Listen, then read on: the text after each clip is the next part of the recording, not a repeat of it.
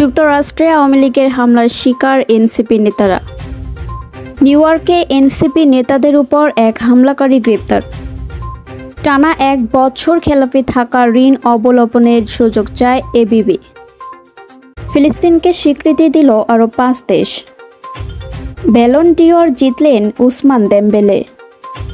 আসসালামু আলাইকুম, bud news 24-এ আপনাদের সবাইকে স্বাগত জানাচ্ছি। আমি নাইমা আক্তার কেয়া। এতক্ষণ দেখছিলেন সংবাদ শিরোনাম, এখন দেখবেন বিস্তারিত। বাংলাদেশে কার্যক্রম নিষিদ্ধ হওয়া আওয়ামী লীগের নেতাকর্মীদের হামলার শিকার হয়েছেন জাতীয় নাগরিক পার্টির এনসিপি সদস্য সচিব আক্তার হোসেন ও দলটির জ্যেষ্ঠ যুগ্ম সদস্য সচিব ডাক্তার তাসনিম জারা। স্থানীয় সময় সোমবার বেলা 3টায় যুক্তরাষ্ট্রের বিমানবন্দরে পৌঁছালে তারা এই হামলার শিকার হন। ক্ষমতাচ্যুত শেখ হাসিনার ছেলে সজীব ওয়াজেদ জয়ের তত্ত্বাবধানে আওয়ামী সন্ত্রাসীরা হামলা চালায় বলে জানিয়েছেন প্রত্যক্ষদর্শীরা।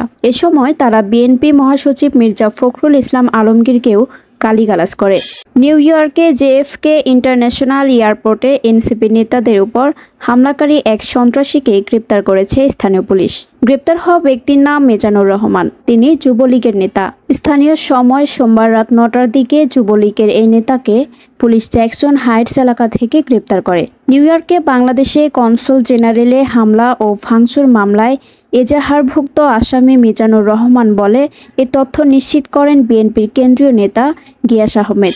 কোনো ঋণ টানা 1 বছর খেলাপি থাকলে তা অবলোপনের সুযোগ সহ 8টি দাবি জানিয়েছে ব্যাংকের প্রধান নির্বাহীরা।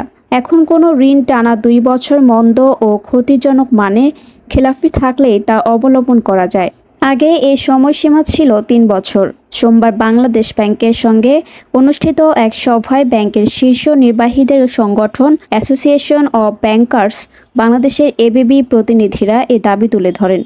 ফিলিস্তিনকে রাষ্ট্র হিসেবে স্বীকৃতি দিয়েছে বিশ্বের আরও 5টি দেশ। ফিলিস্তিনকে আনুষ্ঠানিকভাবে রাষ্ট্র হিসেবে ঘোষণাকারী দেশের তালিকায় যোগ দিয়েছে বেলজিয়াম, মাল্টা, অ্যান্ডোরা, মোনাকো ও লুক্সেমবার্গ। জাতিসংঘ সাধারণ পরিষদের অধিবেশন শুরুর আগে দ্বিরাষ্ট্র সমাধানের আশায় আয়োজিত সমাবেশে এই ঘোষণা দেওয়া হয়।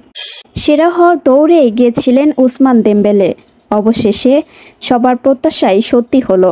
ফরাসি এই ফরওয়ার্ডের হাতেই উঠল এবারের ব্যালন ডিওর ট্রফি। সেরা হওয়ার লড়াইয়ে হারিয়ে দিয়েছেন বার্সেলোনার তরুণ তুর্কি লামিনে ইয়ামালকে। বর্ণিল ফুটবল ক্যারিয়ারে প্রথমবারের মতো বর্ষসেরা ফুটবলারের পুরস্কারটি জয়ের স্বাদ পেলেন Paris Saint Germain PSG striker.